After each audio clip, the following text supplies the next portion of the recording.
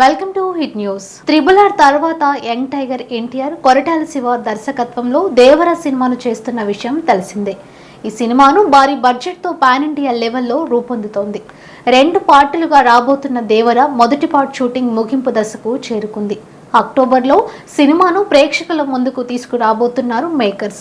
ఈ సినిమాలో జాన్వీ కపూర్, సైఫ్ అలీ ఖాన్ ప్రధాన పాత్రల్లో నటిస్తున్నారు. దేవర తర్వాత ఎన్టీఆర్ తదుపరి సినిమా ప్రశాంత్ నీల్ దర్శకత్వంలో ఉంటుందనే ప్రకటన గతంలో వచ్చింది. కానీ వార్ 2కి కమిట్ అవ్వడంతో నీల్తో సినిమా కాస్త ఆలస్యం అవ్వబోతుందని తెలుస్తుంది.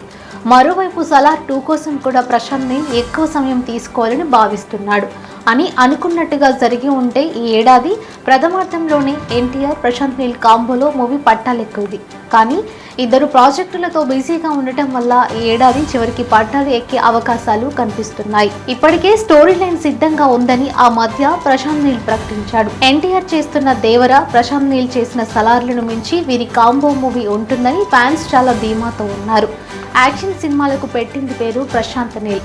అలాంటి దర్శకుడికి మ్యాన్ ఆఫ్ మాసెస్ అయిన ఎన్టీఆర్ జత కలిస్తే ఇంకా ఏమైనా ఉందా? ఖచ్చితంగా వీరి కాంబో మూవీ 1000 కోట్లు అవ్వబోతుందని ఫ్యాన్స్ చాలా ధీమాతో ఉన్నారు. ఎన్టీఆర్ ఏడాది చివర్లో దేవరను ముగించుకొని ప్రశాంత్ నీల్ సలార్ను ముగించుకొని ఫ్రీ అయితే వీరి కాంబో మూవీ పట్టలెక్కే అవకాశాలున్నాయి.